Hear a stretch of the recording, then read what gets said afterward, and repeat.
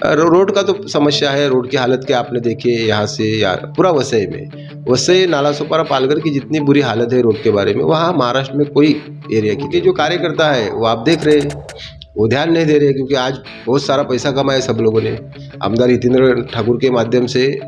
मैं आपको बताता हूँ, मेरे एरिया का काशीनाथ पाल के नाम पे 200 एकड़ जमीन है, तो अभी उसके नाम पे 200 एकड़ जमीन है तो काय के लिए काम करेगा, उसका 7 पीढ़ी। उन लोगों ने मुझे बर्बाद करने का तो पूरा प्लानिंग किया था, लेकिन कोई सोचने से कोई बर्बाद नहीं होता है। लेकिन मैं चाहूँ तो कल आज मेरे पास पूरा फाइल पड़ा है, मंगते तो आप देखो, मैं कल अगर कलेक्टर में जवाब करूँ तो 8 दिन के अंदर सब प्रॉपर्टी। ठाकुर के लोग हैं जो करोड़ों अब्जों रुपया कमाए, अभी उनको मालूम है अपना परिवार चल रहा है पार्टी को, तो ध्यान देना चाहिए। अभी सतीश ठाकुर युवा नेता है, उनके हाथ में पूरी पावर है, उन्होंने सब जगह, लेकिन विरार वसई के जो शिवसैनिक है वो बेचारे सब गरीब है।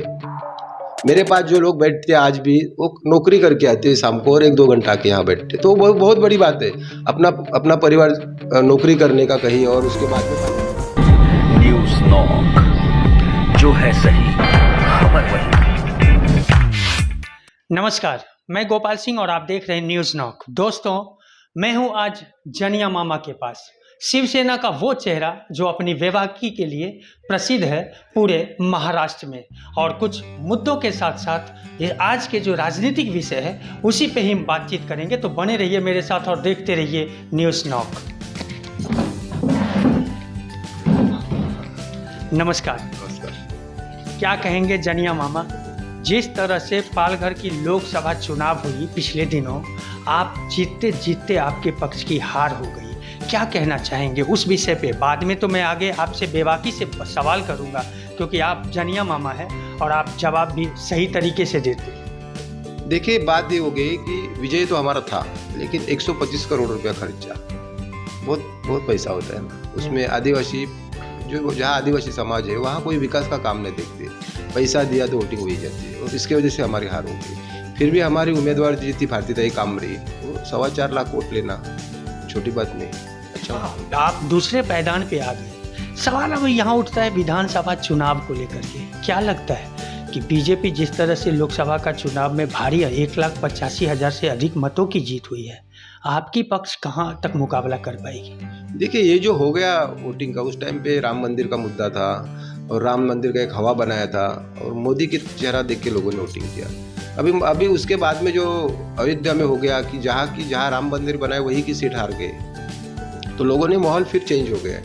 और आज महाराष्ट्र का जो इलेक्शन है अभी विधानसभा का, उसमें अच्छा उद्धव साहब का प्रति लोगों का विचार, बहुत अच्छा सोच है, और ये टाइम पे मुख्यमंत्री उद्धव साहब बनेंगे 100% बनेंगे। और ये जो 3 विधानसभा यहाँ की है और 3 आदिवासी क्षेत्र का 6 विधानसभा है, आपके पक्ष की कहाँ तक लगता है कि कहाँ जीत जाएंगे? नहीं, 2 अपने यहाँ का है, 4 आदिवासी में है, बोईसर, पालघर और ये 2 और यहाँ का नालासोपारा और वसई, ये आदिवासी ना।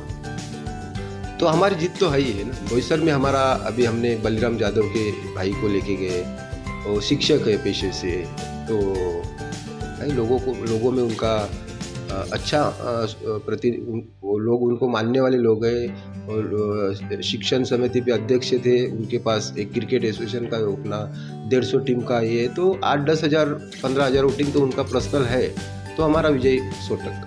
क्योंकि पहले हम लोग विलास तरे को जब लेके गया था मैं, तो हम लोग 27-28 वोट से हारे थे। अभी उस टाइम पे भाजपा ने भी हमें साथ नहीं दिया था, वो अपक्ष उम्मीदवार खड़ा किया था, और उद्धव साहब को उनका सीट कम आना चाहिए करके भाजपा ने हमारे साथ में गद्दारी ही किया था। लेकिन ये टाइम पे सब अलग अलग लड़ रहे, तो हमारा विजय 100% है। अच्छा, एक चीज़ और है, जिस तरह से यहाँ के 3 विधानसभा क्षेत्र में, जिसमें शहरी क्षेत्र में अपना वसई विरार, यहाँ जो खबरें चल रही है कि बहुजन विकास आघाड़ी भाजपा के साथ जाएंगे या फिर महाविकास आघाड़ी के साथ, अन्य ये सब खबरें उड़ती रहती है, आपको क्या लगता है कि क्या बहुजन विकास आघाड़ी जो महाविकास आघाड़ी है उनके साथ आएंगे? नहीं, हितेंद्र ठाकुर का जो काम करने का तरीका है वो किसी के साथ में नहीं जाएंगे, वो अपना पावर बनाएंगे। और हाँ, सवाल हमारा है, अभी हम महाविकास आघाड़ी में है, तो हमारा 4 सीट में से 2 सीट उद्धव साहब लेंगे, 3 लेंगे, उनको तो 1-2 छोड़ना पड़ेगा ना, कांग्रेस को भी।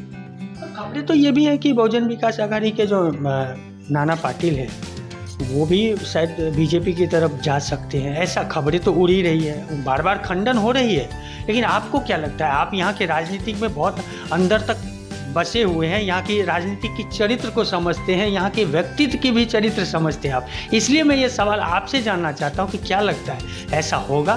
नहीं, क्योंकि उनके घर का रिलेशन सबका बहुत अच्छा है, आपस में उनकी पकड़ अच्छी है। और रहा सवाल भाई शेठ जब तक है तब तक कोई किधर नहीं जाएगा, वो मेरा खुद का अनुभव है। सब अपने अपने जगह पे रहेंगे, जनता क्या बोलते है उससे कोई मतलब नहीं बनता, ऐसा मुझे लग रहा है, मेरा एक अनुभव है। जनिया मामा की उम्मीदवारी कहाँ से होगी? नहीं, मुझे तो लोगों ने नालासोपारा तो खुला बोला ना, कल भी मुझे बोल रहे थे, कल परसों मैं मातोश्री पे था, कल भी वो तो सब बोले कि आप चाहे तो रह सकते। तो मुझे कोई इलेक्शन नहीं लड़ना है, मुझे या मेरे फैमिली में कोई इंसान इलेक्शन में नहीं खड़ा रहेगा। हमने पहले ही जनता को बताया कि हम निस्वार्थ से लोगों का सेवा करेंगे और करते रहे। हाँ, पिछला वीडियो में भी आपने बोला था कि मेरे परिवार से कोई चुनाव नहीं लड़ेगा, और फिर इतना मेहनत क्यों? क्योंकि आज राजनीतिक तो अपने परिवार के लिए मेहनत कर रहा है, आप यहाँ से लेकर के आप पूरे देश की बात मैं कर रहा हूँ। हाँ, कुछ अपवादें हैं राजनीतिक में जो परिवारवाद के खिलाफ है, आप भी वही चेहरा है, पक्ष शिवसेना यूबीटी और विचार आपकी परिवारवाद के विरुद्ध।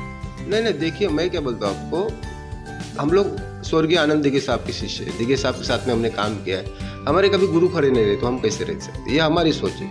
आज की राजनीति में है, कोई भी आता है साल 2 साल काम करता है तो उसकी ये सोच रहती है कि मुझे नगर सेवक तो बनना है। मेरा वो तो उस दिन आमदारगी का फाइनल टिकट है, लेकिन मैं साहब को बोला मैं कोई इलेक्शन नहीं लड़ूंगा साहब। मैंने मेरी जनता को बता दिया कि मेरे घर का कोई आदमी इलेक्शन नहीं लड़ेगा, तो हम हमारे जवान पे पक्के हैं। कौन किसे उम्मीदवार बनाएंगे? बहुत सारे लोग हैं ना, बहुत सारे हैं। हमारा बोईसर का भी मैंने जो बलिराम यादव जी का भाई लेके गया, उनका टिकट का बात किया है। हमारा विश्वास वल्लभी है, कंपटीशन में 2 जन है अभी फिलहाल। पालघर का बात हुआ, कल बोईसर का बात हुआ, नालासोपारा का हुआ, वसई का हुआ, तो बस अभी चर्चा चालू है, उसमें फाइनल हो जाएगा। क्या लगता है, और शिवसेना शिंदे गुट की क्या हालत है पालघर में? आपसे जानना चाहता हूँ, क्योंकि आपने वो साथ में रह के बिछड़े हैं, इसलिए मैं अलग हुए हैं, वो अलग हुए हैं, आप अलग हुए हैं, ये तो खैर पूरा देश जानता है कि क्या हुआ है। नहीं, हम हमारे जगह पे, वो अलग हो गए, हम हमारे जगह पे। शिवसेना बाला साहब की है, शिंदे की शिवसेना ने बाला साहब की, और बाला साहब के परिवार के साथ में हम डट के खड़े, कितने भी संकट आएंगे तो भी हम खड़े, मरते दम तक रहेंगे, हम पीछे हटने वाले में से नहीं। क्या कहना चाहेंगे वसई विरार की जनता, अगर जनिया मामा से कोई सवाल करे? आज मुद्दा पानी एक ऐसा मुद्दा था जो अभी तक सॉल्व हो चुकी है, लेकिन बिजली और सड़क आज भी हालात खराब है सर। सड़क के बारे में मैं बोलूँगा, बिजली का उनका ये नहीं है, बिजली का हम उनके कोई भी पार्टी के ऊपर आरोप नहीं लगाएंगे। रोड का तो समस्या है, रोड की हालत